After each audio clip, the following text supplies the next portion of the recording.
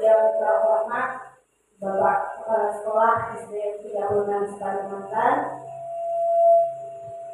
yang saya hormati Bapak Ibu Dewan Guru SDN 36 Kalimantan. Selamat pagi dan salam sejahtera untuk kita semua. Saya ucapkan terima kasih kepada Bapak Ibu semuanya yang boleh meluangkan waktu untuk boleh hadir pada kegiatan hari ini, yang mana kegiatan hari ini merupakan tugas saya di pendidikan guru penggerak, yaitu tugas aksi nyata modul 1.4 tentang budaya positif. Di mana tugas aksi nyata ini saya menyebarkan pemahaman saya mengenai budaya positif di sekolah. Nah, baiklah Bapak Ibu, sebelum kita lebih jauh melakukan kegiatan kita pada hari ini, agar kegiatan kita hari ini boleh berjalan dengan lancar, boleh bermanfaat bagi kita semua, ada baiknya kita berdoa terlebih dahulu. Marilah kita berdoa menurut agama dan kita masing-masing. Berdoa dimulai.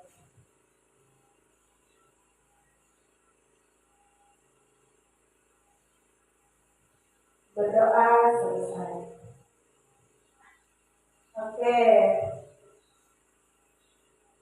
Nah, sekarang biar suasana di forum diseminasi kita ini ada suasana positif. Saya mengajak Bapak Ibu, kita senyum dulu, senyum ke kiri kanannya, senyum sama tidak positif. Jadi mulutnya diletakkan dulu, jadi aura positifnya keluar, kan? Berikan senyum termanisnya, biar berikan senyum. Ya, biar manis semua. Iya, jangan bergaya, santai kita ya. Oke, tapi kalau positif belum senyumnya nih. Ya, boleh nampakkan giginya ya. Iya. Senyum kita nggak boleh mahal ya, apalagi ke siswa kita harus senyum. Nah, di sini kita buat dulu kesepakatan forum diseminasi kita pada hari ini agar berjalan kondusif, berjalan efektif. Jadi saya sudah menulis dua. Yang pertama, menghargai siapapun. Jadi dalam kegiatan ini kita menghargai siapapun. Misalnya ada yang berpendapat, yang ngomong di depan. Setuju nggak Bapak Ibu? Setuju. Yang kedua, menjadi pendengar yang baik. Nah, setuju nggak? Setuju. Nah, kira-kira berikutnya ada yang mau ditambahkan? Boleh. Kesepakatan konsentrasi kita agar kegiatan hari ini lebih efektif. Kira-kira apa? Memberikan masukan. Boleh memberikan masukan atau terlibat aktif lah, memberikan tanggapan seperti itu. Setuju ya? Masih ada yang lain? Cukup ya? Oke. Nah, jadi itu kesepakatan untuk forum diseminasi kita. Nah, berikutnya ini ada materi utama yang akan kita bahas pada hari ini ya Bapak Ibu. Ada 7 materi. Yang pertama tentang perubahan paradigma belajar. Nah, yang kedua akan membahas tentang disiplin positif. Yang ketiga tentang motivasi perilaku manusia. Untuk materi yang keempat tentang kebutuhan dasar manusia. Materi yang kelima tentang posisi kontrol restitusi. Yang keenam itu tentang TR16, dan untuk materi yang terakhir kita akan membahas tentang segitiga restitusi. Baiklah Bapak Ibu, kita masuk ke materi yang pertama, yaitu pembelajaran dengan paradigma baru. Nah, maksud pembelajaran dengan paradigma baru di sini adalah pembelajaran yang berorientasi pada penguatan kompetensi. Jadi kita ini menerapkan pembelajaran yang berpusat pada murid untuk membentuk karakter anak. Apalagi sekarang kita sudah masuk ke kurikulum merdeka ya. Kalau kita sudah menerapkan kurikulum merdeka, jadi diharapkan kita menciptakan pembelajaran yang berpihak pada murid. Maksudnya seperti apa? Anak itu lebih terlibat aktif. Nah, kalau sebelum-sebelumnya kan dulu misalnya kita lebih banyak ceramah nih di kelas itu kan, lebih banyak yang pada guru aja yang menodoi pembelajaran seperti itu. Jadi diharapkan kita sebagai pendidik melakukan pembelajaran yang berpusat pada anak yang lebih aktif. Kita boleh menyampaikan materi, tapi kita memilih untuk mereka. Dan diharapkan pembelajaran yang berpihak pada murid di sini mewujudkan profil pelajar Pancasila. Nah, ada 6 karakter yang perlu kita wujudkan dalam profil pelajar Pancasila yang seperti sudah kita ketahui yang bersama ya. Yang pertama itu karakter yang perlu kita bentuk: beriman, bertakwa kepada Tuhan Yang Maha Esa, dan berakhlak mulia. Yang kedua, kita mewujudkan anak yang mandiri. Yang ketiga, berkebinekaan global. Yang keempat, bergotong royong. Yang kelima, kreatif dan bernalar kritis. Jadi diharapkan dalam proses pembelajaran kita, baik itu proyek, apalagi sekarang kurikulum merdeka, kita membuat yang namanya proyek dengan anak-anak. Diharapkan setiap proses pembelajaran kita mewujudkan karakter 6 karakter dari profil pelajar Pancasila ini. Seperti itu ya Bapak Ibu ya.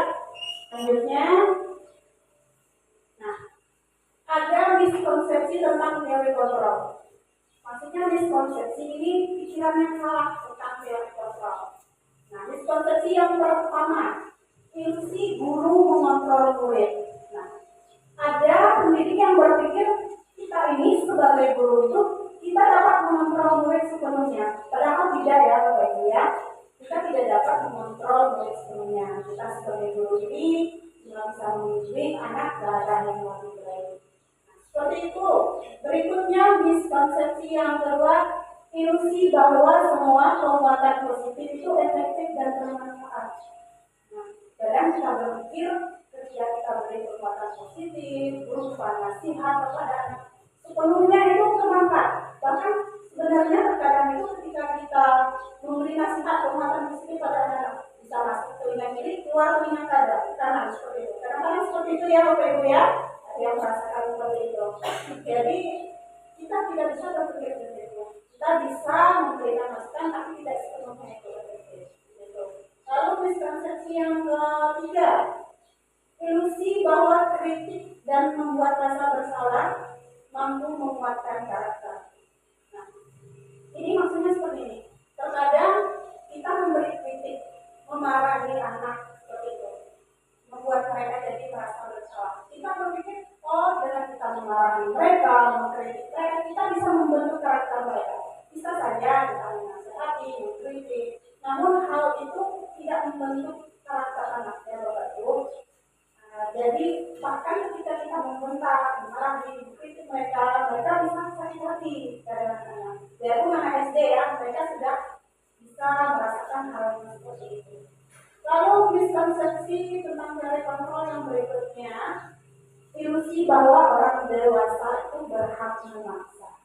Nah, kita sebagai pendidik ini kan orang dewasa ya, apalagi yang sebagai orang tua di rumah, sebagai guru. Kadang kita berpikir kita ini sudah dewasa, jadi kita ini berhak memaksa anak-anak. Kita berpikir seperti itu. Sebenarnya kita tidak berhak memaksa mereka, kita hanya mengarahkan mereka. Mereka pergi itu tidak bisa, karena anak-anak itu mereka itu memiliki kebebasan tersendiri. Selanjutnya, nah jadi diharapkan kita sebagai pendidik mengubah paradigma stimulus respon ke pendekatan teori kontrol. Tapi terlepas dari miskonsepsi yang tadi seperti itu. Jadi kita harapkan dari realitas kebutuhan kita sama itu menjadi teori kontrol, realitas atau kebutuhan kita berbeda. Tentu kita tahu bahwa kebutuhan setiap orang berbeda ya Bapak Ibu ya. Apalagi anak didik kita kebutuhannya beda-beda. Nah, itu juga dengan potensi mereka tidak bisa kita samakan. Jadi kita harus penuhi kebutuhan itu sesuai perbedaan mereka, kerumitan mereka masing-masing. Lalu dari stimulus respon tentang yang kedua, semua orang melihatnya sama. Sedangkan dari kontrol, setiap orang memiliki gambaran yang berbeda. Seperti yang pertama tadi, setiap anak itu mereka melihat sesuatu itu berbeda. Tidak memandang masa depan mereka, kan mereka berbeda, tidak ada yang sama. Nah, berikutnya yang ketiga, kita mencoba mengubah orang agar berpandangan sama dengan kita. Bisa kita ubah menjadi kita berusaha memahami pandangan orang lain tentang dirinya. tidak kemudian kita dulu dari sesama kita rekan gunung saja. Dari segi pandangan saja kita sudah berbeda ya Bapak Ibu, tapi kita bisa berusaha memahami pandangan setiap rekan kita. Itu juga dengan murid. Kita tidak bisa memaksa mereka, oh pandangan kamu nak harus sama dengan bapak atau sama dengan ibu. Tidak bisa kita memaksakan seperti itu ya. Oke, selanjutnya perilaku buruk dilihat sebagai suatu kesalahan. Itu kalau yang stimulus respon. Tapi kalau dari kontrol, semua perilaku memiliki tujuan. Contohnya anak-anak kita, mereka melakukan sesuatu itu pasti ada tujuannya untuk memenuhi kebutuhannya. Misalnya di kelas mereka main, ada berarti anak kelas 1 ya Bu ini ya. Di kelas ada mau main aja, bisa kita tidak tahu. Misalnya di rumah mereka mainnya terbatas, jadi di sekolah yang ramai kan mereka memenuhi kebutuhan kesenangan dirinya. Kadang seperti itu. Jadi setiap perilaku anak itu ada tujuannya tersendiri. Jadi tugas kita sebagai guru ya mencari tahu, membimbing anak-anak seperti itu. Oke, yang selanjutnya saya bisa mengontrol orang lain. Itu menurut stimulus respon ya. Kalau teori kontrol, Anda tidak bisa mengontrol orang lain. Jadi kita ini tidak bisa mengontrol orang lain. Apalagi kita sendiri ini tidak bisa mengontrol anak sepenuhnya. Mungkin kita bisa mengarahkan, kita bisa membimbing mereka, tapi untuk mengontrol mereka sepenuhnya itu kita tidak bisa. Jadi ya kita sendiri ya harus sabar, membimbing mereka. Kalau kita kontrol, oh kamu harus seperti ini, tidak bisa. Seperti itu. Berikutnya, pemaksaan ada pada rujukan gagal. Kita ubah menjadi kolaborasi dan konsensus menciptakan pilihan-pilihan baru. Nah, jadi kita bekerja sama dengan anak. Tidak langsung misalnya mereka kesalahan langsung dihukum. Dilakukanlah kolaborasi ini. Kolaborasi maksudnya kita berdiskusi dengan mereka. Kira-kira solusi dari masalah mereka itu seperti apa. Agar muncul pilihan-pilihan baru. Misalnya, anak tidak mengumpulkan tugas. Kita kolaborasi dengan anak, bercakap, ngobrol dengan mereka. Kedepannya kamu mau seperti apa? Seperti itu. Oke, berikutnya model berpikir menang kalah kita ubah menjadi model berpikir menang-menang. Ini maksudnya gini ya Bapak Ibu, ketika anak salah, kita langsung menghukum. Jadi kita berpikir kita menang, anak-anak itu kalah. Kita ubah menjadi model berpikir menang-menang. Biarpun mereka salah, kita bimbing mereka, arahkan mereka tidak langsung menghukum seperti itu. Itu maksudnya menang-menang. Gurunya menang, siswanya juga menang. Seperti itu. Cara berikutnya tentang disiplin positif. Saya mau bertanya dulu Bapak Ibu, ada yang mau kasih pendapatnya. Ketika mendengar kata disiplin positif, apa sih yang ada di pikiran Bapak Ibu? Pikiran disiplin positif ini bagaimana sih pikiran Bapak Ibu? Ada yang mau memberi pendapatnya? Menurut saya disiplin positif itu selalu berbuat baik sesuai dengan aturan-aturan yang ada di sekolah. Iya, luar biasa. Tangan dong untuk Ansa. Ada yang mau masih memberikan pendapatnya? Ketika mendengar kata disiplin aja. Disiplin. Saya ketika awal dulu ya mendengar kata disiplin. Disiplin ini artinya berkaitan dengan aturan. Ada disiplin, ada aturan. Itu yang saya pikirkan. Nah, kalau Bapak Ibu bagaimana? Apa yang Bapak Ibu pikirkan? Oke, kita lanjut ya. Bisa ya? Nah, disiplin positif.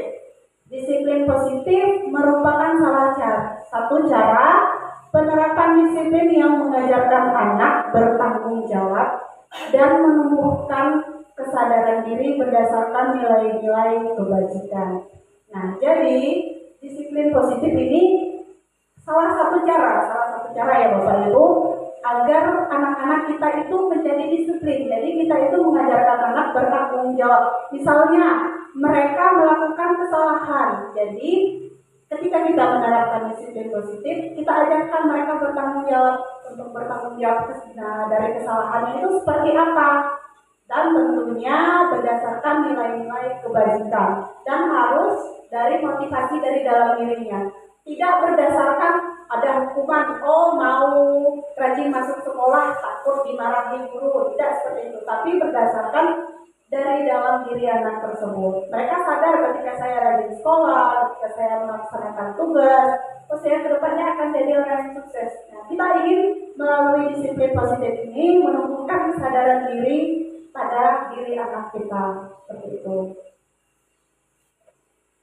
Nah, disiplin positif ini lebih ke arah disiplin diri yang dapat mengontrol diri dalam melakukan segala tindakan. Jadi kita berharap dengan menerapkan disiplin positif pada anak kita dapat mengontrol dirinya. Mereka jadi tahu, oh bagus saya ketika saya melakukan ini. Jadi mereka bisa berpikir mengontrol dirinya dalam melakukan segala sesuatu. Karena tidak jarang kita temukan anak didik kita misalnya selain dengan kawannya. Jadi ketika anak itu memiliki disiplin positif dengan cara mengontrol dirinya, mereka jadi paham akibatnya ketika saya melakukan ini bagus atau tidak, seperti itu. Nah, disiplin diri dapat membuat murid memahami dan menyadari berdasarkan motivasi internal, bukan akibat paksaan, pujian, atau hukuman. Nah, ini seperti yang saya katakan tadi, kita menerapkan disiplin positif pada anak ini agar motivasi internal atau motivasi dalam diri anak itu muncul. Bukan karena mereka takut dihukum, bukan karena mereka mau pujian, misalnya, oh bagus ya, hebat, anak itu. Boleh kita memuji seperti itu, cuman kita berharap dengan ada disiplin positif yang kita terapkan, anak melakukan sesuatu itu bukan karena ada motivasi eksternalnya. Kita berharap ada motivasi dalam diri anak tersebut. Nah, ini nilai-nilai kebajikan universal. Nilai-nilai kebajikan ini adalah nilai yang sudah disepakati ya Bapak Ibu, dan diharapkan nilai-nilai ini ada pada anak didik kita. Seperti itu. Ada banyak sekali kelihatan ya Bapak Ibu ya. Nah, seperti yang profil pelajar Pancasila yang sudah kita bahas tadi. Diharapkan anak didik kita memiliki nilai ini: beriman, bertakwa kepada Tuhan Yang Maha Esa, dan berakhlak mulia, mandiri, berakhlak kritis, berkebinekaan global, bergotong royong, kreatif. Berikutnya masih banyak lagi itu toleransi. Kita harapkan anak kita memiliki rasa hormat, integritas, mandiri, menghargai, antusias, empati, keingintahuan, kreativitas, dan sebagainya. Boleh diperhatikan ya Bapak Ibu.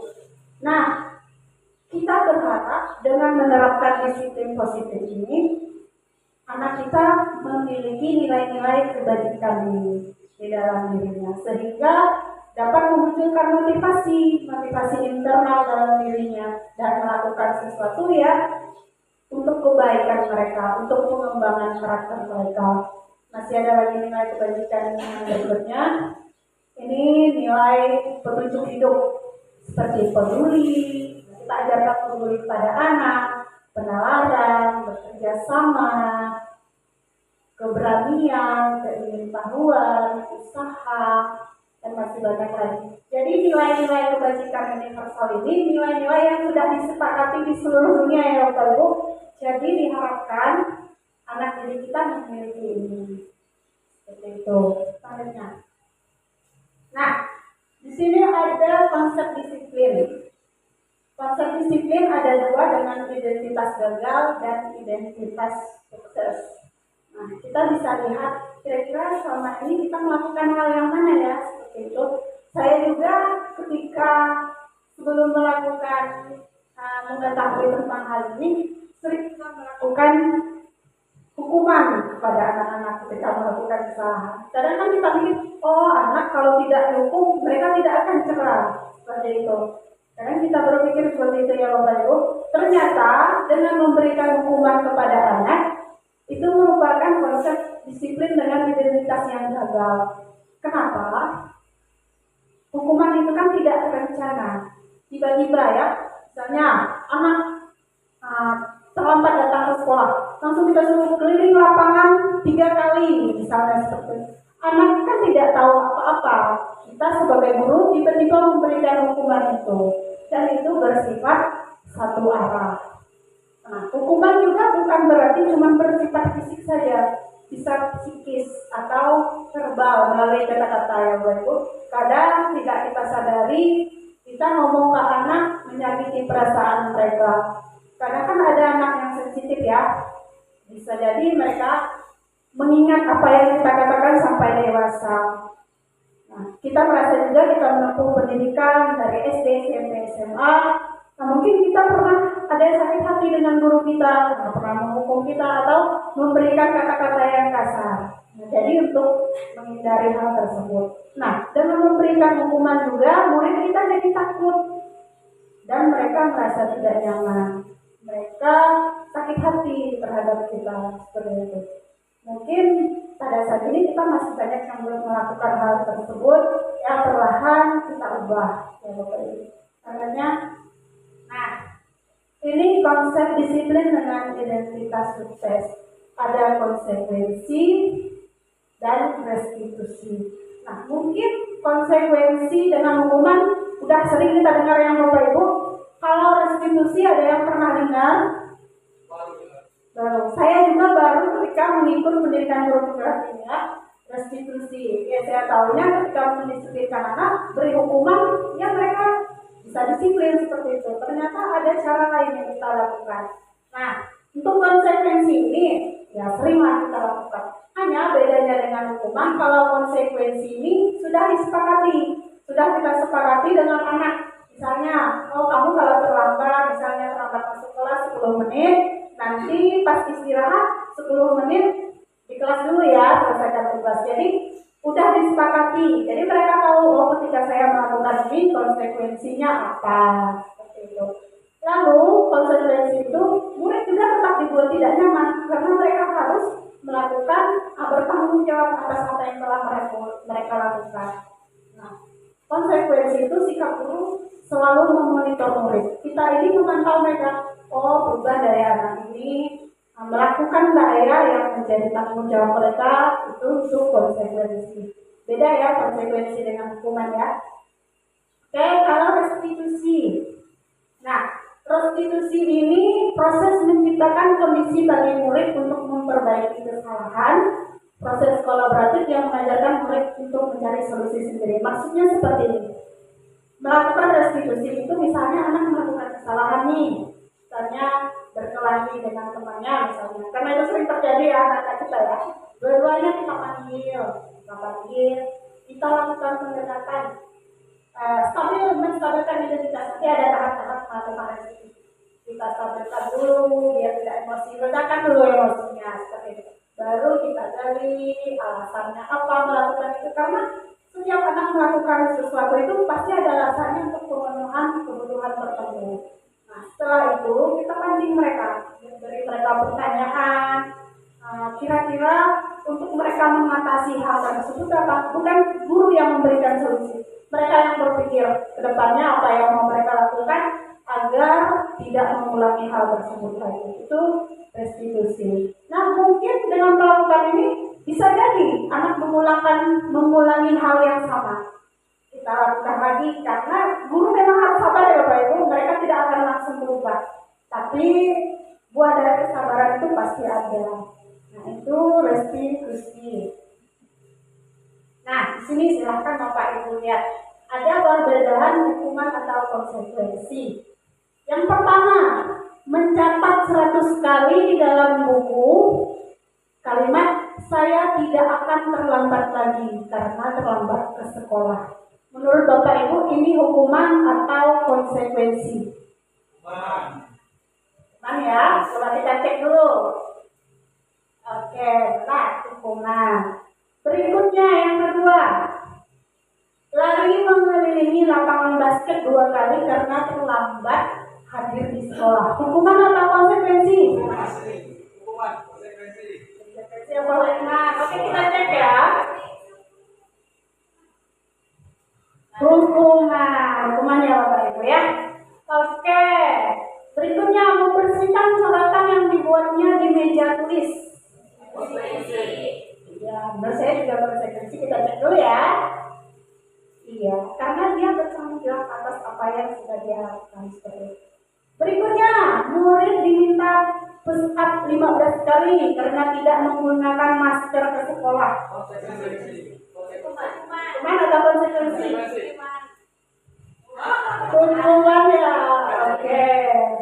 Berikutnya, menggantikan kertas tugas teman yang dicoret-coret. Konsekuensi apa hukuman ya? Iya, konsekuensi. Berikutnya, berjemur di lapangan basket pukul 12 siang karena mengobrol dengan teman. Ya jelas, hukuman ini sadis banget ya Bapak Ibu ya. Oke. Kok saya langsung jawab? Ya, murid diminta bertelanjang kaki sepanjang hari karena tidak menggunakan sepatu warna hitam dan peraturan. Itu hukuman. Ya, berikutnya dan Bapak berdiri di depan kelas sambil mengangkat kaki satu karena tidak menjawab pertanyaan. Hukuman. Oke. Next, membersihkan tumpahan air di meja tulis karena tersenggol pada saat belajar. Iya, konsekuensi. Iya benar ya. Berikutnya, kehilangan 10 menit jam istirahat untuk mengerjakan tugas karena terlambat datang dan tertinggal pelajaran selama 10 menit. Iya. Betul. Iya, benar konsekuensi ya. Oke, ini masih ada 4 lagi. Duduk di bangku di pinggir lapangan pada jam istirahat, tidak diizinkan bermain oleh guru piket karena mencederai teman saat bermain di lapangan. Konsekuensi atau hukuman?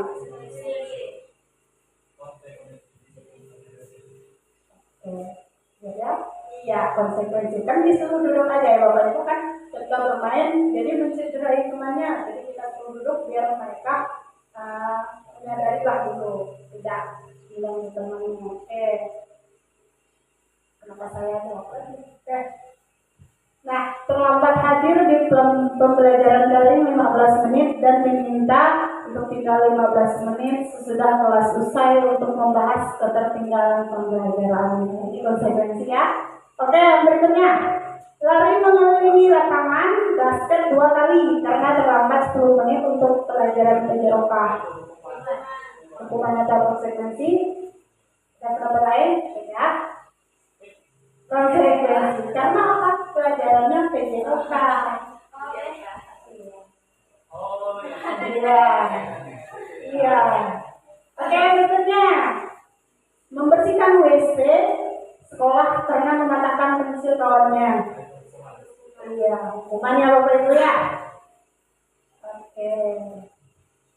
Nah, berikutnya kita masuk materi berikutnya, masih semangat Bapak Ibu? Masih. Oke, misalnya saya sebutkan SDM 36 Kalimantan, Bapak Ibu ya, luar biasa, seperti itu ya. Berarti kita ini dah merdeka nih. Oke, saya sebut SDM 36 Kalimantan. Luar biasa. Ya, luar biasa semangat Bapak Ibu ya. Jadi ngajarnya juga biar semangat nanti. Nah, berikutnya kita bahas tentang motivasi perilaku manusia. Ada 3 macam motivasi perilaku manusia. Yang pertama, untuk menghindari ketidaknyamanan atau hukuman. Yang kedua, untuk mendapatkan imbalan atau penghargaan dari orang lain. Yang pertama dan kedua ini adalah motivasi ekstrinsik atau eksternal. Jadi dia motivasi mereka melakukan sesuatu itu karena motivasi dari luar, bukan motivasi dari dalam dirinya. Lalu motivasi yang ketiga, untuk menjadi orang yang mereka inginkan dan menghargai diri sendiri dengan nilai-nilai yang mereka percaya.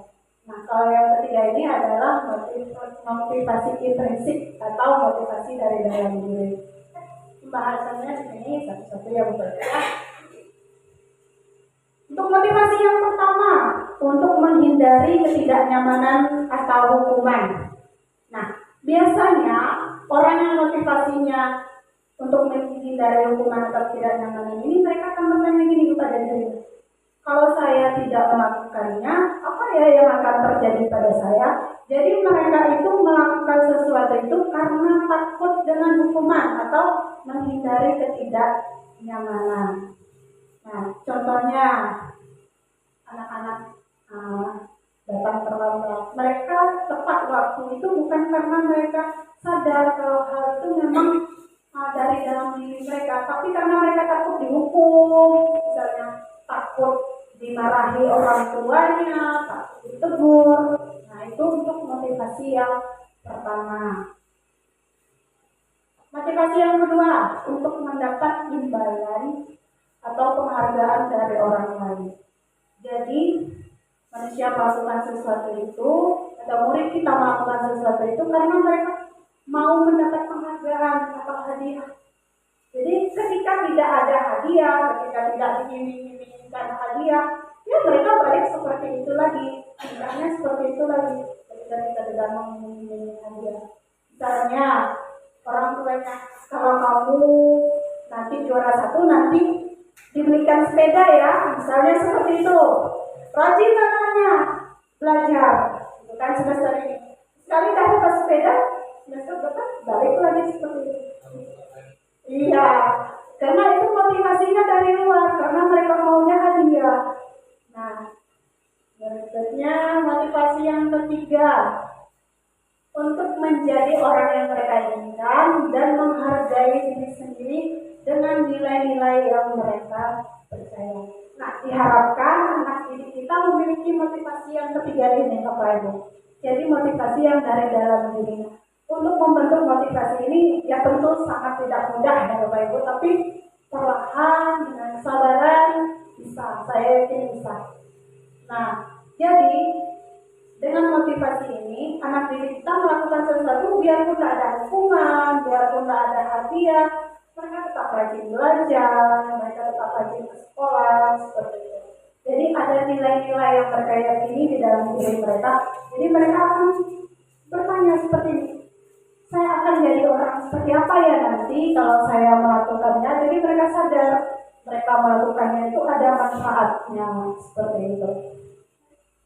Nah, jadi tujuan dari disiplin positif tadi untuk menanamkan motivasi yang ketiga tadi, yaitu agar anak ini menjadi orang yang mereka inginkan dan menghargai diri sendiri dengan nilai-nilai yang mereka percaya. Nah, ketika murid-murid kita memiliki motivasi yang ketiga tersebut, jadi mereka itu memiliki motivasi intrinsik dari dalam diri, dan motivasi ini berdampak sangat panjang. Tidak seperti motivasi yang lain, misalnya harus menghindari hukuman tadi.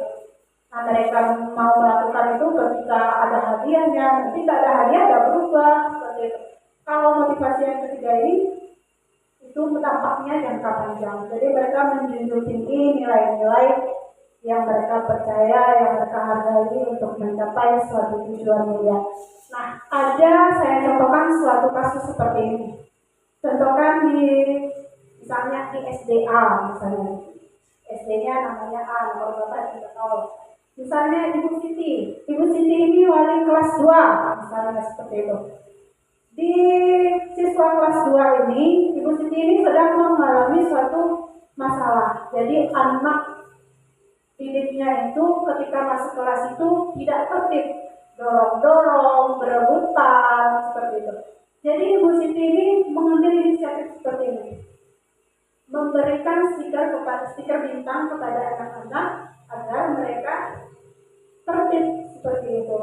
Nah, setelah dibuat seperti itu, jadi anak-anak kelas 2 ini berbaris rapi, mereka akan berjejer, tidak rebutan lagi. Nah, pada suatu hari Bu Siti ini sakit, masuklah misalnya Pak Joko misalnya ya, masuk ke kelas 2. Pak Joko ini tidak tahu kalau Bu Siti menerapkan stiker bintang tersebut. Jadi anak kelas 2 ini balik lagi mereka, berebutan lagi, mereka masuk tidak tertib lagi, dorong-dorong temannya lagi. Nah, menurut Bapak Ibu, kira-kira kenapa mereka melakukan hal tersebut? Karena tadi diberi hadiah bintang, dari hadiah bintang. Iya, dari Bapak Ibu. Jadi mereka ini melakukan itu karena ada penghargaannya, penghargaan stiker bintang tadi. Ketika tidak diberikan stiker bintang, balik lagi mereka tidak tertib. Jadi motivasinya itu karena ada penghargaan saja, bukan karena mereka sadar kalau tertib itu merupakan hal yang baik. Seperti itu. Selanjutnya Bapak Ibu ya. Biar semua dulu kita ice breathing dulu. Boleh Bapak Ibu berdiri dulu. Biar semangat ya. Biar kita nggak tegang. Ini ada chicken dance. Kita dance dulu. Oke.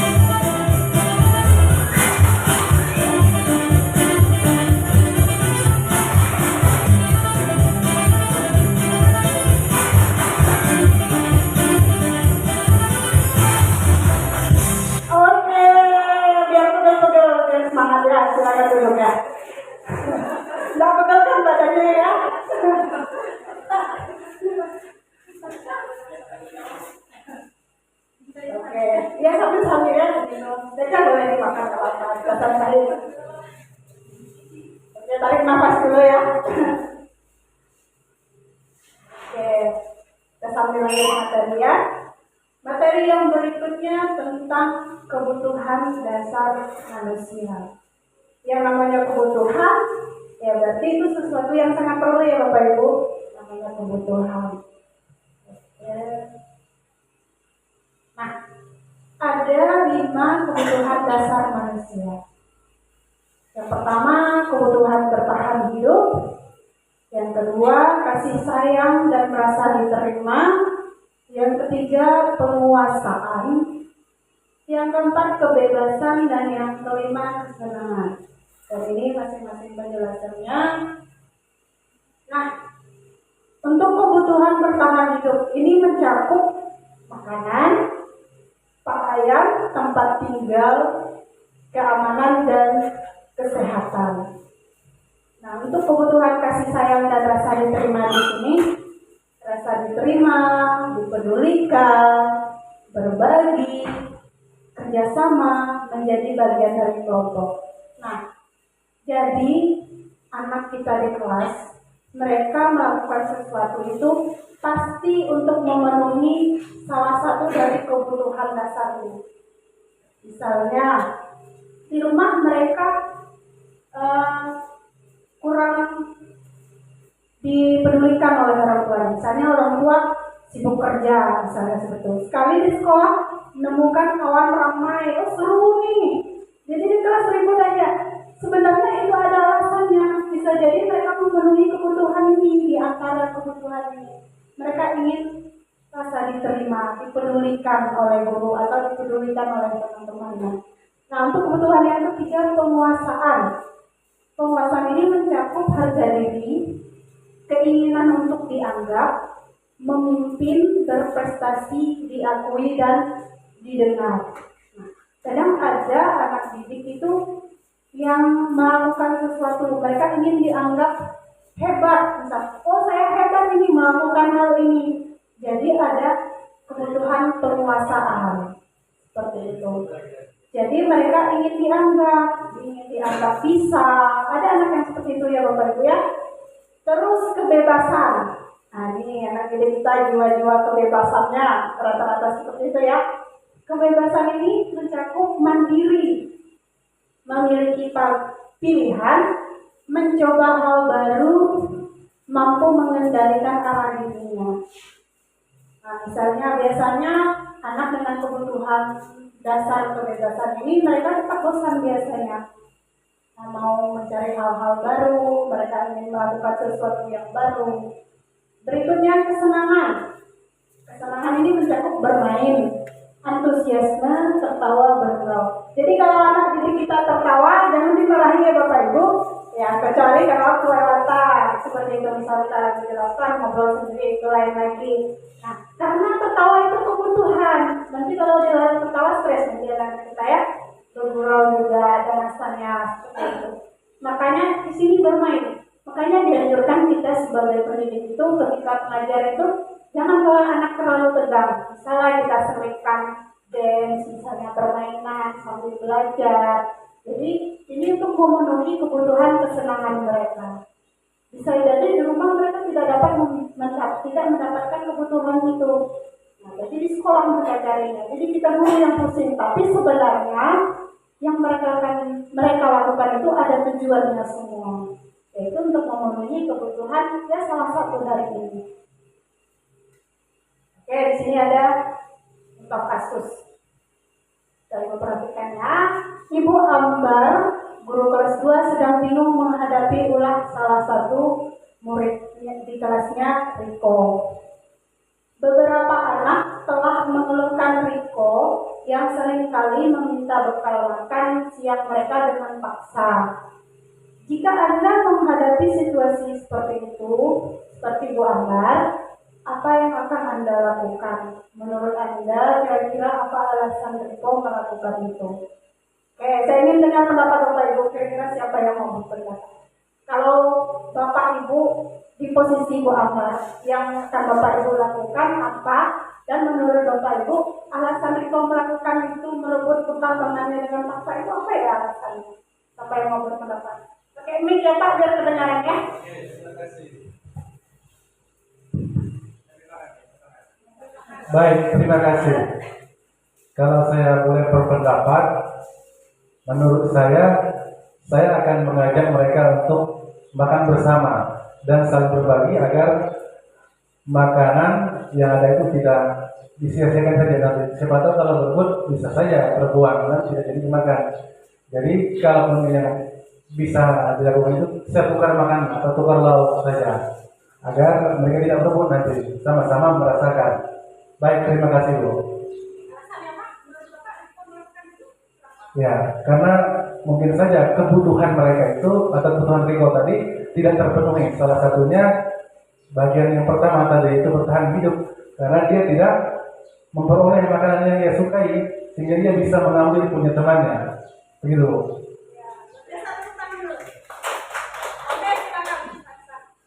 Baik, sedikit menambah tadi pendapat Pak Kamus.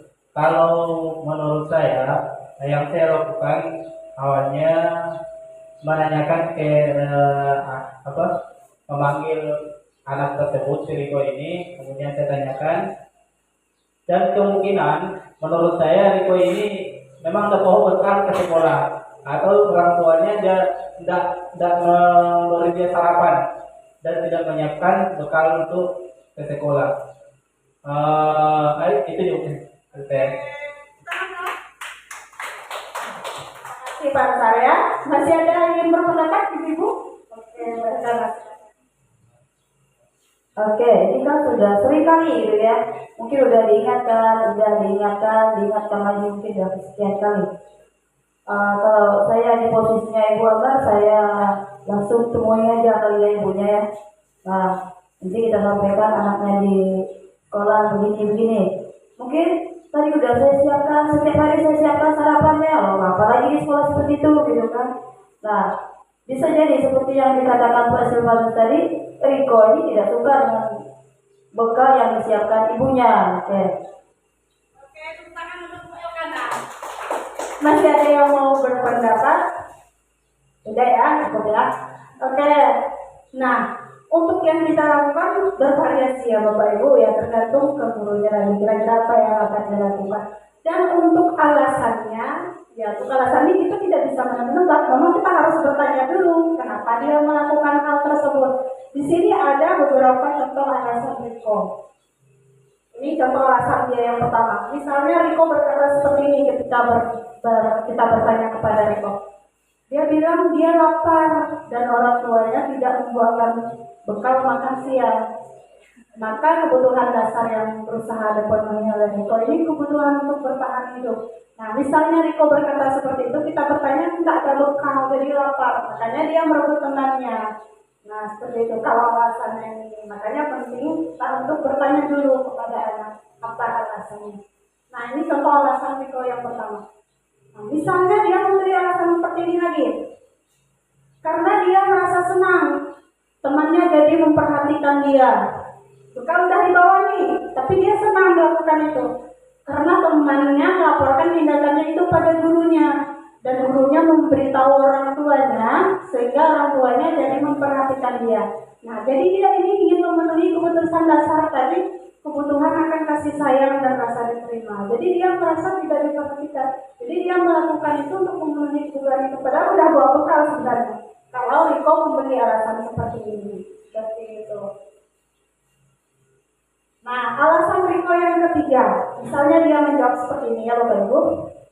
Karena dia merasa hebat, karena temannya jadi takut, jadi dia pergi makan temannya hebat dia merasa dirinya hebat, takut dia jadinya.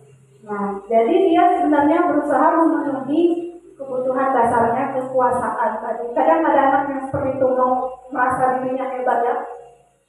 Nah, ini contoh alasan dia yang ketiga kalau dia jawab seperti ini.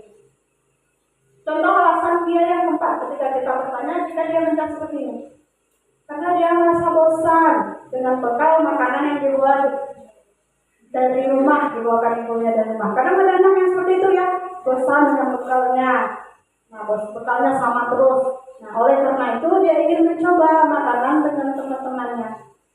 Tapi caranya salah, memaksa tadi. Bisa jadi caranya kayak hasil tadi ya, makan bersama, kayak gitu.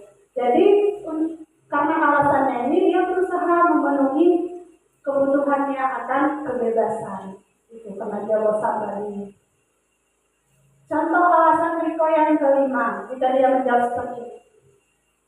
Dia melakukannya karena iseng ya, iseng saja. Dan dia menikmati ekspresi wajah teman-temannya yang kesal karena diambil makanannya. Dan menurut dia ekspresi temannya itu lucu, senang aja gitu, ngambil makanan temannya. Nah, jadi kalau dia menjawab seperti ini, Riko ini sedang memenuhi kebutuhan yang kesenangan. Ini bersenang-senang tadi, seperti itu. Jadi pentingnya kita bertanya kepada anak melakukan hal ini apa alasannya, sehingga kita tahu dan bisa mencari solusi dan tahu kebutuhannya apa. Dan kita bisa mengkomunikasikan dengan orang tuanya atau sesama rekan guru, seperti itu Bapak Ibu ya. Berikutnya, masih semangat Bapak Ibu ya?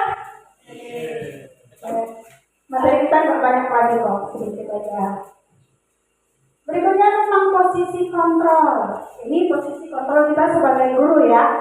Bisa kita lihat kira-kira selama ini posisi kontrol saya ini apa? Gitu.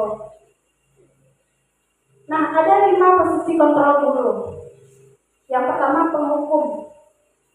Yang kedua pembuat merasa bersalah. Yang ketiga itu teman.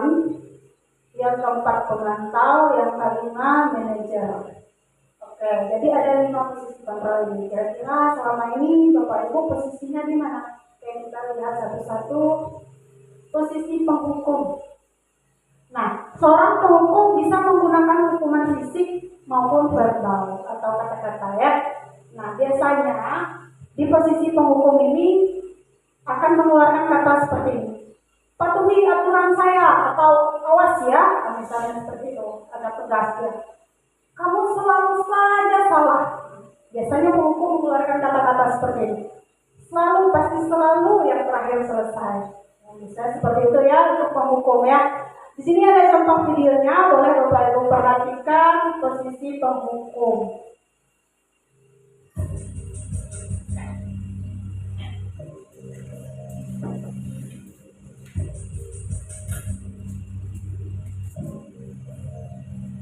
Naren, sini kamu. Selamat pagi, Bu. Selalu terlambat. Kamu deh, pasti terlambat. Maaf, Bu. Saya Apa? Apa coba? Alasan kamu apa lagi? Kapan sih kamu tidak terlambat? Malas sekali ya kamu jadi anak. saya Dasar pemalas. Gak kapok-kapok sih kamu. Sudah berapa kali terlambat? Sana, kamu keliling lapangan basket 2 kali. Kenapa saya harus keliling lapangan basket, Bu? Kenapa? Kamu melawan ibu. Berani-beraninya jawab. Sudah terlambat, masih berani jawab pula. Sekarang, keliling lapangan basket 5 kali sekalian. Biar kapok. Cepat. Pergi sana ke lapangan basket. Posisi penghukum biasanya berbicara dengan nada tinggi, menghardik, menunjuk-nunjuk, menyakiti, dan menyindir. Hukuman bisa berupa fisik maupun psikis. Ibu dan bapak guru hebat. Dampak yang terjadi pada murid ketika guru berada pada posisi penghukum adalah murid cenderung akan memberontak, bahkan menyimpan dendam. Oke, itu adalah posisi penghukum. Jadi ada dampak negatifnya ketika menghukum guru. Posisi penghukum ini kita sebagai guru ini memberikan hukuman satu arah. Biasanya berkata kasar, jadi anak itu jadi pendendam, sakit hati, seperti itu. Nah, dampaknya murid tadi jadi dendam, mereka jadi tidak suka, menyukai guru. Mungkin mereka akan disiplin, tapi sebentar aja, nanti balik lagi seperti itu. Kalau misalnya posisi dendamnya ya tidak terlalu parah, kadang ada siswa yang dendamnya lama banget gitu ya, menyimpan dendam ke guru, itu bisa bahaya Bapak Ibu. Jadi itu dampak dari posisi penghukum. Berikutnya posisi kontrol yang kedua, pembuat merasa bersalah. Nah, pada posisi ini biasanya guru itu ngomongnya lebih lembut ngomongnya. Nah, tapi tetap membuat anak itu merasa tidak nyaman, membuat mereka merasa bersalah. Biasanya kata-kata yang diucapkan pada posisi guru membuat merasa bersalah ini biasanya mengatakan ini, Ibu sangat kecewa sekali dengan kamu, Bapak kecewa sekali dengan kamu, misalnya seperti itu. Berapa kali Bapak harus memberitahu kamu ya, ngomongnya lembut, tapi anak itu jadi merasa bersalah. Gimana coba kalau orang tua kamu tahu kamu berbuat begini? Nah, ini biasa kata-kata yang diucapkan oleh posisi pembuat merasa bersalah. Nah, di posisi ini, jadi guru itu memiliki penilaian yang buruk terhadap dirinya. Oh, saya sudah melakukan ini, jadi merasakan dirinya sudah mengecewakan orang lain, mengecewakan guru, mengecewakan orang tuanya. Jadi merasa tidak berharga seperti itu. Ini ada contoh videonya Bapak Ibu ya. Kita perhatikan sama-sama.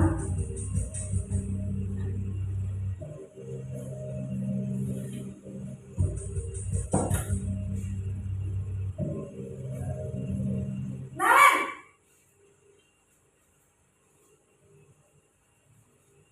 Selamat pagi, Bu. Naren, kamu kenapa terlambat lagi nak? Ya Tuhan Naren,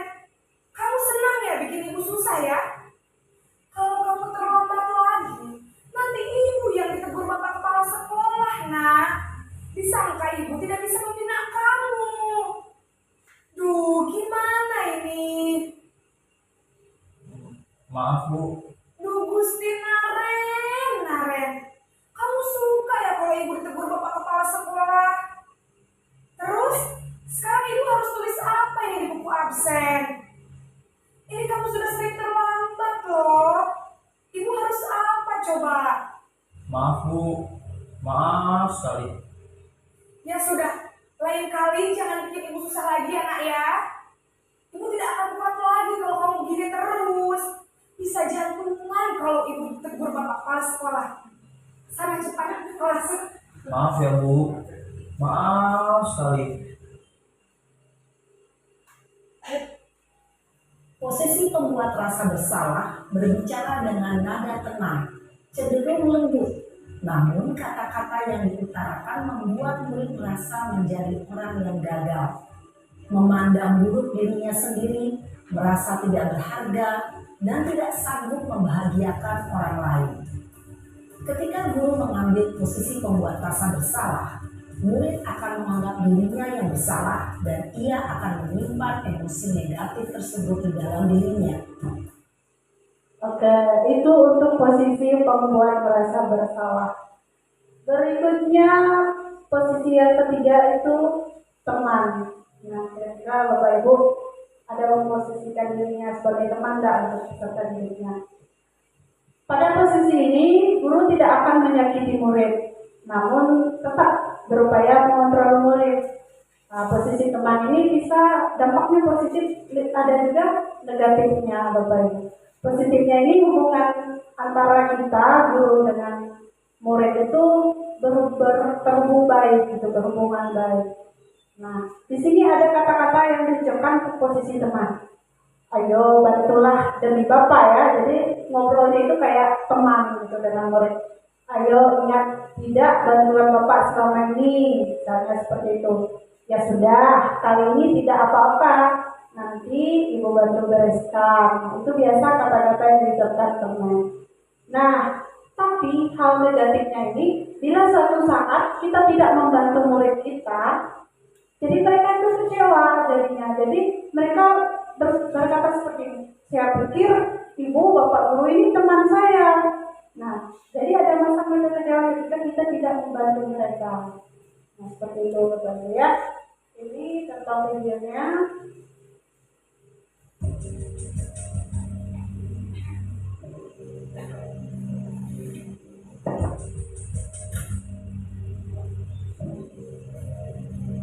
Naren,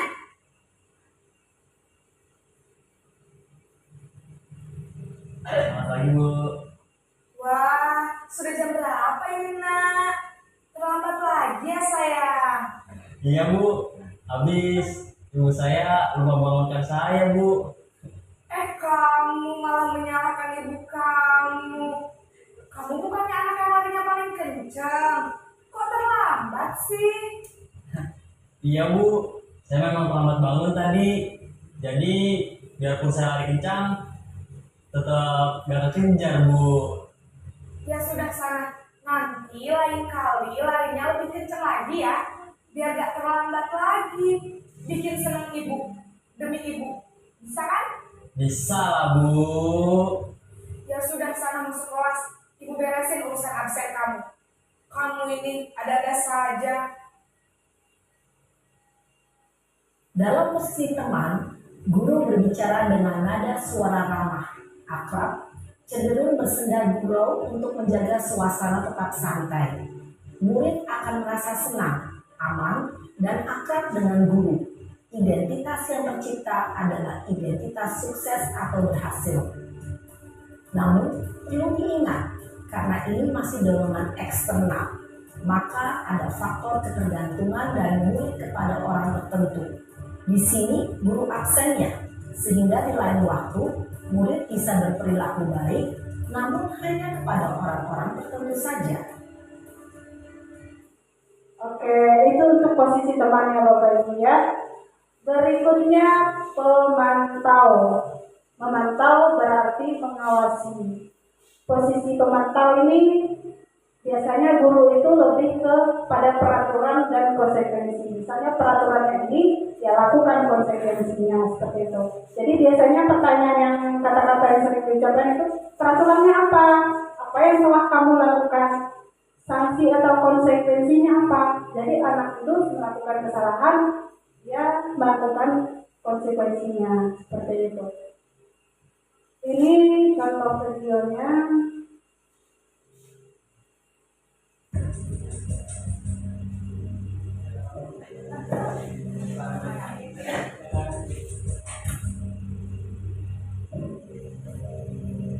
Naren,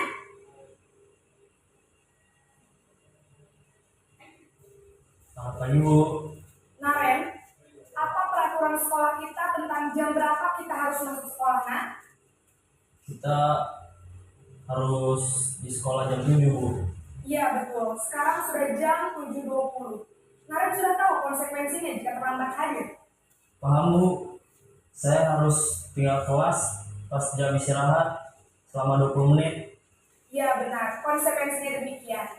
Jadi nanti jam 9.30 pas istirahat, kamu harus tinggal di kelas, kerjakan tugas tambahan untuk ketertinggalan kamu, ya? Baik Bu. Posisi pemantau mengandalkan penghitungan atau data untuk mengontrol murid. Guru mengarahkan murid berdasarkan peraturan dan konsekuensi.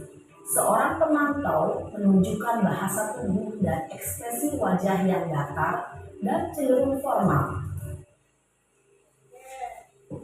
Oke, itu yang untuk posisi pemantau ya Bapak Ibu. Jadi ada aturan, ada konsekuensi. Jadi itu lebih ditekankan.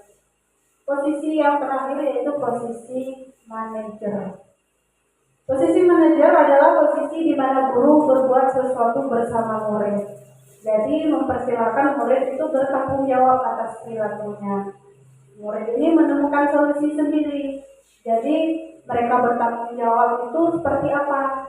Nah, kita sebagai guru ini membimbing mereka, menuntut mereka, kira-kira mereka itu menemukan solusi sendiri. Untuk mereka bertanggung jawab itu seperti apa? Jadi kembali dari keyakinan kelas seperti itu. Biasanya kata-kata yang diucapkan seperti ini.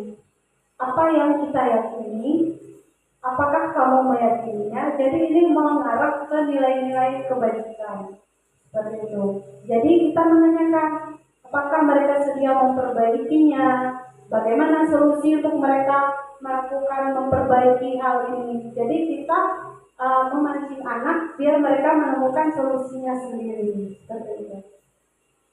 Ini contoh videonya.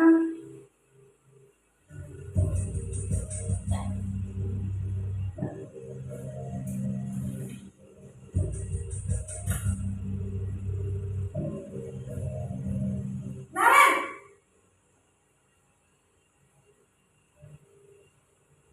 Selamat pagi Bu. selamat pagi Naren. Maaf Bu, saya terlambat. Iya, sekolah masuknya jam 7, sekarang sudah jam 7.20. Jadi sekarang bagaimana ini Naren? Maaf Bu, saya lupa setel alarm saya semalam. Baiklah, menurut kamu, keyakinan sekolah yang mana yang perlu kamu tingkatkan? Menghargai diri sendiri dan orang lain mungkin ya Bu. Setuju. Jadi, apakah Naren meyakini prinsip saling menghormati tersebut? Iya Bu, saya meyakininya. Apakah Naren bersedia memperbaiki masalah keterlambatan ini? Bersedia Bu. Bagaimana kamu akan perbaiki masalah keterlambatan ini? Saya akan coba untuk tidak lupa menyetel alarm saya Bu. Baik, kalau Naren lupa menyetel alarm di rumah, ada orang yang kira-kira bisa bantu mengingatkan tidak? Ada Bu, kakak saya, Kak Emma. Ada lagi selain Kak Emma? Selain Kak Emma, ada ibu saya. Baik, jadi yang mengingatkan Naren adalah Kak Emma dan ibu kamu ya? Kira-kira akan mulai setel alarm kapan nih Naren? Setelah pulang sekolah, akan segera saya lakukan.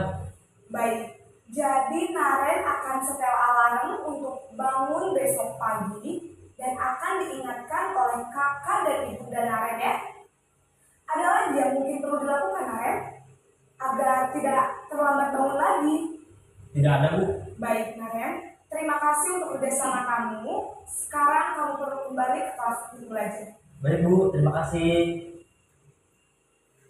Posisi manajer adalah posisi kontrol yang disarankan untuk membimbing murid memiliki sikap disiplin yang positif, yaitu murid yang mandiri, bertanggung jawab, dan dapat memecahkan masalah. Tujuan dari posisi ini adalah agar murid dapat berefleksi atas tindakannya. Guru akan dengan tulus memberikan pertanyaan-pertanyaan bermakna, sehingga membuat murid dapat belajar dari kesalahannya dan mencari sebuah solusi untuk menyelesaikannya. Oke, itu posisi yang terakhir, posisi manajer. Nah, bisa kita pikirkan kira-kira selama ini Bapak Ibu posisinya di mana ya? Apakah posisi penghukum, pembuat merasa bersalah, posisi teman, pemantau, atau manajer? Nah, jadi diharapkan kita sebagai guru ini memiliki posisi sebagai manajer. Memang tidak mudah Bapak Ibu, tapi kita bisa belajar sama-sama agar anak kita menjadi anak yang bertanggung jawab. Mungkin percakapan tadi agak berat ya, bisa kita sesuaikan dengan jenjang kita. Bisa kita sesuaikan, kita ngobrol dengan anak SD itu dengan yang sudah dewasa itu kan beda. Jadi melakukan pendekatan. Jadi mereka bisa menemukan solusi sendiri. Belajar bertanggung jawab. Oke, nggak usah ya Bapak Ibu. Coba, SD 36 Selat Kelantan. Ya, luar biasa. Semoga ke depan makin luar biasa. Berikutnya tentang keyakinan kelas. Nah, di sini ada pertanyaan. Kenapa keyakinan kelas? Kenapa tidak peraturan kelas? Nah, saya tanya ke Bapak Ibu. Kita menggunakan helm ketika menggunakan sepeda motor, tujuannya untuk apa Bapak Ibu? Ya, keselamatan. Nah, misalnya kita kan dulu zaman COVID ya, kita menggunakan masker. Tujuannya untuk apa? Waktu zaman COVID waktu itu. Ya, agar tidak tertular COVID, agar tidak tertular virus. Benar ya Bapak Ibu?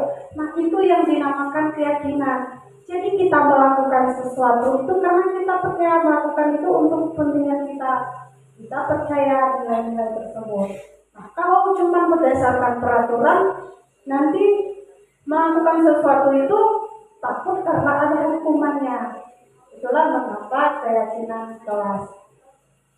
Nah, pembentukan keyakinan kelas. Keyakinan kelas di sini dia lebih abstrak dari peraturan ya. Kalau peraturan biasakan kata-katanya itu jangan buang sampah sembarangan. Bisa kita ubah jadi kalimat yang positif, menjaga kebersihan kelas, misalnya seperti itu. Nah, berupa pernyataan universal, jadi agak umum ya Bapak Ibu, dibuat dalam pernyataan positif seperti yang saya katakan tadi, tidak menggunakan kata jangan. Jadi kalimatnya lebih positif. Lalu sedikit saja agar mudah diingat. Sesuai dengan kondisi kelas dan sekolah sehingga mudah diterapkan. Jadi keyakinan kelas itu sesuaikan dengan kondisi kelas kita, kira-kira nanti kelas kita itu agar berjalan dengan lancar, nyaman ketika belajar, apa yang kita buat untuk keyakinan kelasnya. Semua warga sekolah atau warga kelas dilibatkan saat membuat keyakinan kelas. Jadi ketika membuat keyakinan kelas ini kita sama-sama dengan siswa Bapak Ibu. Seperti ini misalnya, mungkin awalnya mereka buat lebih ke peraturan. Kita tanya mereka satu-satu. Kira-kira anak-anak, kira-kira apa ya yang bisa membuat keyakinan kelas kita biar belajarnya aman, nyaman, tenang, misalnya seperti itu lebih efektif. Mungkin mereka buat nanti ditulis jangan ribut. Kita terima aja masukan anak-anak. Nanti baru kita ubah ke kalimat yang positif. Barulah dibuat keyakinan kelas, ditempel di kelasnya. Nah, jadi seperti itu. Ini ada contoh keyakinan kelas, misalnya hadir tepat waktu. Jadi biar lebih efisien kelasnya, membuat keyakinan kelasnya diawali dengan kesepakatan bersama murid dahulu, baru diubah dalam kalimat positif. Seperti itu. Contohnya lagi, saling menghargai dan saling membantu.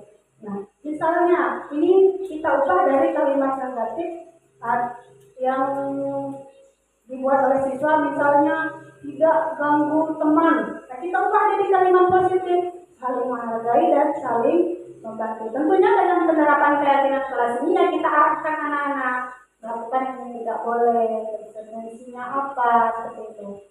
Nah, itu untuk keyakinan kelas. Jadi bisa kita buat di kelas masing-masing nanti ya, Bapak Ibu ya. Materi yang terakhir tentang segitiga restitusi. Nah, tadi kita sudah membahas sedikit tentang restitusi.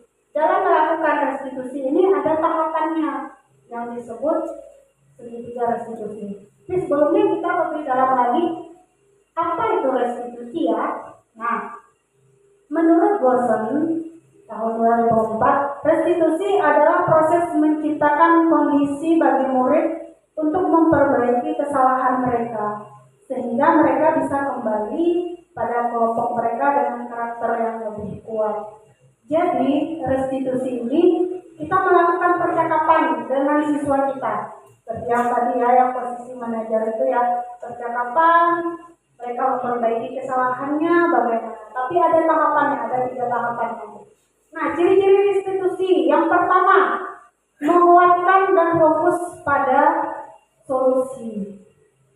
Ciri yang kedua, fokus pada karakter, bukan tindakan. Jadi tidak fokus pada tindakan anak tersebut, tapi bagaimana kita membentuk karakter mereka. Bukan menebus kesalahan, namun belajar dari kesalahan. Kalau memberikan hukuman kan berarti sila kita suruh menyuruh anak-anak untuk menebus kesalahan mereka. Kalau restitusi tidak, mereka belajar dari kesalahannya. Yang keempat, mencari kebutuhan dasar yang mendasari tindakan. Jadi dengan kita melakukan restitusi kepada anak, kita cari tahu kebutuhan anak ini apa, dia melakukan ini karena apa, seperti itu. Misalnya anak tidur di kelas, bisa jadi dia kebutuhannya dia bertahan hidup di rumah, dia nggak tidur, misalnya dia lembur lah atau bantu orang tuanya kerja. Kita kan nggak tahu dia ini besar. Jadi kita harus cari tahu dulu kebutuhannya. Nah, ciri yang kelima, tawaran bukan paksaan. Jadi kita menawarkan pada anak untuk melakukan yang seperti itu. Memperbaiki hubungan, bukan malah memperburuk hubungan ya Bapak Ibu. Kalau hukuman bisa memperburuk hubungan. Oke, yang ketujuh, menuntun anak melihat ke dalam diri. Nah, jadi dengan menuntun mereka, mengajarkan mereka untuk bertanggung jawab. Di sini ada 3 langkah restitusi, ada tahapannya yang disebut dengan segitiga restitusi. Tahapan yang pertama itu menstabilkan identitas, tahapan yang kedua validasi tindakan yang salah, dan tahapan yang ketiga menanyakan keyakinan. Jadi dalam melakukan restitusi, ketiga tahap ini dilakukan oleh prosesnya. Nah, menstabilkan identitas. Menstabilkan identitas ini dilakukan berdasarkan prinsip bahwa membuat kesalahan adalah bagian dari proses pembelajaran. Nah, langkah yang pertama ini biasanya ketika kita melakukan restitusi terhadap anak, biasa kita mengucapkan kata-kata seperti ini. Berbuat salah tidak apa-apa, tidak ada manusia yang sempurna. Misalnya, ibu juga pernah melakukan kesalahan atau bapak juga pernah melakukan kesalahan. Jadi kita stabilkan dulu anaknya. Pagi kalau lagi emosi-emosinya ya udah lari misalnya, tenangkan dulu, keluarkan kata-kata seperti ini. Nah, biasa juga di tahap menstabilkan identitas ini, kata-katanya bisa kita ucapkan, bapak atau ibu tidak tertarik mencari siapa yang salah. Jadi kita tidak menyalahkan anak, tapi bapak ibu ingin mencari solusi dari permasalahan ini. Seperti itu, mencari solusi bersama anak tersebut. Nah, jadi di sini kita memanggil anak melakukan restitusi, bercakap kepada anak, bercakap kepada mereka, tidak langsung menyalahkan mereka seperti itu. Oke, untuk tahap yang kedua, validasi tindakan yang salah. Nah, setelah kita menstabilkan identitas si anak tadi dengan mengatakan kata-kata yang tadi, kita masuk ke tahap validasi tindakan yang salah. Nah, validasi tindakan yang salah ini dilakukan berdasarkan prinsip bahwa setiap perilaku berupaya memenuhi suatu kebutuhan tertentu. Jadi prinsip dari ini kita mencari tahu kebutuhan yang mau mereka penuhi itu kebutuhan apa. Biasanya kata-kata yang diucapkan seperti ini. Padahal kamu bisa ya melakukan yang lebih buruk dari ini ya. Kamu pasti punya alasan kalau kamu melakukan hal itu. Kamu patut bangga pada dirimu sendiri karena kamu telah melindungi sesuatu yang penting buatmu. Kamu boleh mempertahankan sikap itu, tapi kamu harus menambahkan sikap yang baru. Jadi contoh kata-katanya Bapak Ibu. Jadi prinsip validasi tindakan yang salah ini kita menggali alasan mereka melakukan hal tersebut dengan melakukan restitusi. Tahap yang terakhir untuk restitusi, menanyakan keyakinan. Nah, menanyakan keyakinan ini dilakukan dengan memberi pertanyaan-pertanyaan bermakna kepada murid untuk memunculkan motivasi secara intrinsik sehingga mampu mengaitkan keyakinannya dengan tindakan yang salah. Jadi, kita memberi pertanyaan kepada anak pada tahap ini. Bagaimana cara mereka mengatasinya, mencari solusinya, menanyakan keyakinan mereka. Biasanya yang kita tanyakan, apa nilai yang kita percaya di sekolah kita? Nilai-nilai apa yang telah kita sepakati? Itulah pentingnya tadi kembali ke keyakinan kelas. Bukan hanya keyakinan kelas, keyakinan sekolah juga bisa dibuat ya Bapak Ibu, tapi dengan kolaborasi. Kelas yang ideal itu seperti apa? Kamu ingin jadi anak yang seperti apa? Apa yang kamu rasakan ketika kamu melakukan itu? Kamu mau menjadi orang yang seperti apa? Jadi kita tanyakan, oh kamu ini nanti mau jadi orang yang seperti apa nak? Bagaimana cara kamu mengatasinya?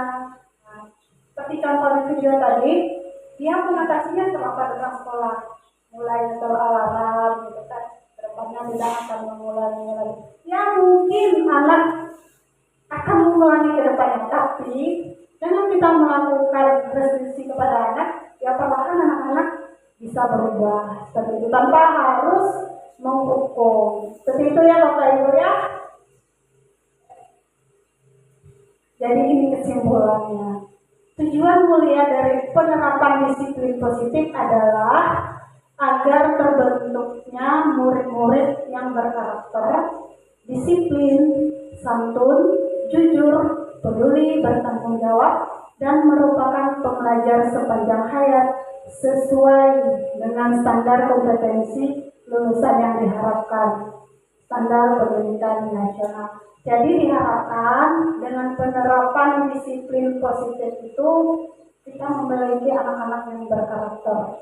Jadi anak yang disiplin memiliki motivasi intrinsik di dalam dirinya, bukan karena hukuman, bukan karena adanya hadiah. Nah tentunya kita menerapkan itu pada anak jadi mulai dari diri kita sendiri sebagai pendidik ya Bapak Ibu. Karena kita menerapkan itu harus jadi teladan dulu. Ketika kita mau menerapkan disiplin positif pada anak, kita sebagai guru harus disiplin positif dulu terlebih dahulu. Kita melakukan sesuatu bukan karena ditegur, bukan karena takut ditegur kepala sekolah, misalnya seperti itu. Jadi dari kesadaran diri kita. Karena ketika kita menjadi teladan bagi siswa kita dapat menerapkan disiplin positif pada anak. Terima kasih. Nah, demikian penjelasan tentang budaya positif dari saya. Terima kasih atas perhatiannya Bapak Ibu. Jika ada kata-kata yang salah, saya mohon maaf. Kiranya kita boleh belajar bersama ya Bapak Ibu ke depannya agar sekolah kita menjadi lebih baik. Salam dan Bapak dan bahagia Bapak Ibu guru hebat. SDN 36 Sukarmanten. Luar biasa. Ya, tepuk tangan untuk kita semua. Terima kasih.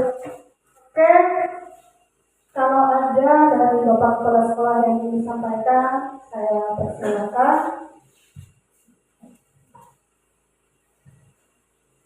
Terima kasih atas waktu yang diberikan kepada saya sebagai Kepala Sekolah.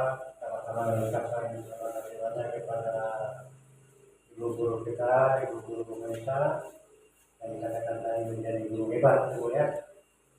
Jadi mudah-mudahan acara ini tercapai sampai terakhir kepada pemerintah sebagai calon, ini masih calon guru penyerah. Mudah-mudahan nanti kedepannya bisa diukur dengan baik. Dan tujuannya pun bukan untuk pribadi guru kita. Yang jelas tujuannya adalah untuk sekolah. Artinya untuk anak-anak didik.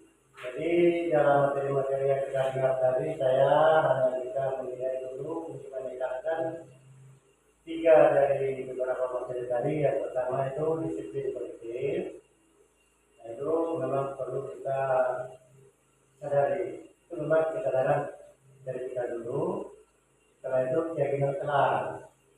Keyakinan kelas ini sangat perlu. Artinya jangan setelah masuk belajar, mau belajar ya, baru melihat kelas. Setelah dilihat foto, baru disuruh nyapu. Nah, jadi sudah tertunda waktu untuk belajar. Nah, yang ketiga tentang hukuman. Jadi saya sekali lagi mengucapkan terima kasih ibu guru saya. Mudah-mudahan semuanya terlaksana dan sekolah kita benar-benar bisa menjadi sekolah yang hebat dan guru hebat. Terima kasih. Selamat siang. Baik, terima kasih semuanya. Kegiatan kita sudah selesai ya Bapak Ibu. Terima kasih atas perhatiannya. Saya ucapkan selamat siang.